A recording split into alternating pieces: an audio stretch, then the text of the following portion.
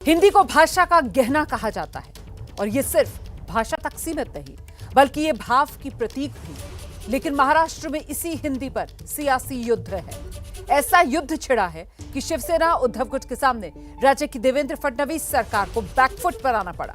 फडणवीस सरकार ने स्कूल्स में कक्षा 1 से 5 तक तीसरी भाषा के रूप में हिंदी पढ़ाए जाने के निर्देश की बात कही थी, जिसको लेकर राज्य की सियासत गरमाई थी। अब आज उद्धव ने सड़क पर उतरकर इसको लेकर जबरदस्त विरोध प्रदर्शन किया, जिसका अब असर यह हुआ है कि शाम होते होते महाराष्ट्र की फडणवीस सरकार को हिंदी के मुद्दे को लेकर यू टर्न लेना पड़ा है।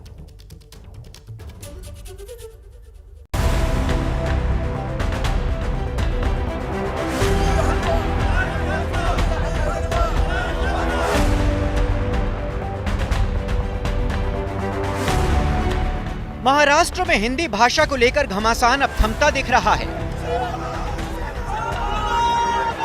उद्धव और राज ठाकरे का साथ आने का असर ये हुआ कि आज महाराष्ट्र सरकार को अपने कदम पीछे खींचते हुए फिलहाल पहली से 5वीं कक्षा तक हिंदी को अनिवार्य करने का फैसला रद्द करना पड़ा।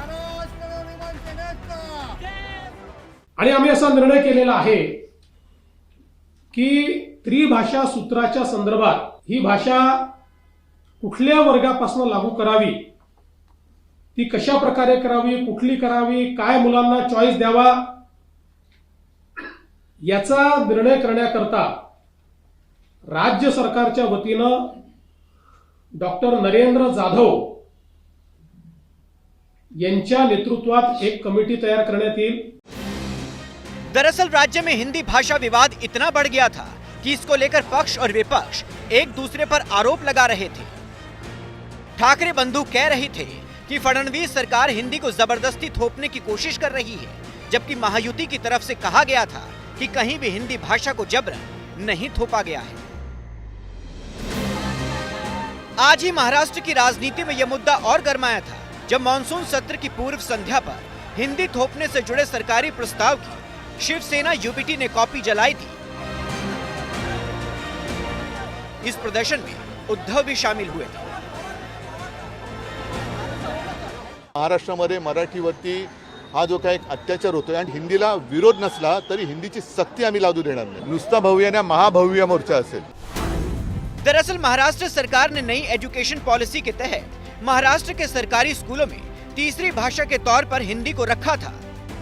ये फैसला राज्य के सभी मराठी और अंग्रेजी मीडियम स्कूलों पर लागू किया गया था। यानी मराठी और अंग्रेजी मीडियम में कक्षा 1 से 5वीं तक पढ़ने वाले स्टूडेंट्स तीसरी भाषा के तौर पर हिंदी को चुन सकते थे, लेकिन अब ये फैसला रद्द हो गया है। यही हम कहना चाहते हैं कि पहली की कक्षा के विद्यार्थियों पे कोई सख्ती ना हो, इतना प्रेशर उन पे ना डाला जाए, यही बात है। ये किसी भाषा के खिलाफ नहीं है, लेकिन कोई भी सख्ती हम पे चलेगी नहीं। दूसरी बात यही है कि ये सेंटिमेंट अगर आप देखें तो महाराष्ट्र में है और इस सेंटिमेंट का आदर बिल्कुल होगा।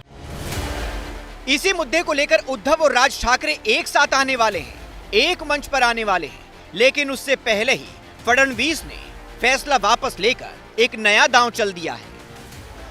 दरअसल इस विरोध के भी कई कारण हैं। महाराष्ट्र में मराठी भाषा सिर्फ एक माध्यम नहीं है, बल्कि सांस्कृतिक पहचान का प्रतीक है। लोगों को डर है कि हिंदी की अनिवार्यता से मराठी भाषा का महत्व और स्थान कमजोर हो जाएगा। विपक्ष कह रहा है कि हिंदी को थोपने की कोशिश हो रही है, जबकि महाराष्ट्र जैसे राज्य में जहां मराठी मातृभाषा है, वहां दूसरी भाषा को पहली कक्षा में थोपना स्थानीय भाषा के खिलाफ है। ये बात भी विपक्ष ने कही। एनईपी में त्रिभाषा नीति का जिक्र है, लेकिन उसमें राज्य को स्वतंत्रता है कि वो कौन सी भाषा चुने।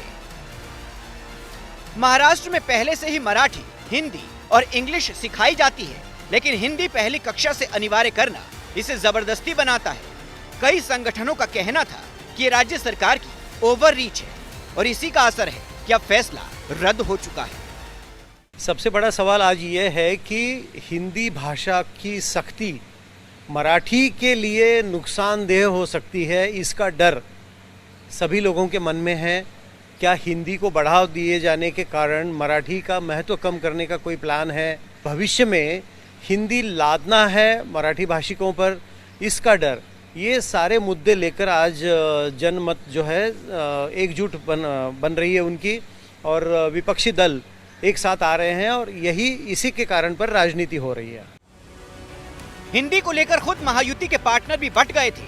अजीत पवार ने कहा था कि वो भी पहली कक्षा से बच्चों पर हिंदी थोपने के पक्ष में नहीं है और अपनी इस बात को वो मंत्रिमंडल की बैठक में जरूर उठाएंगे, जिसका असर भी हो गया।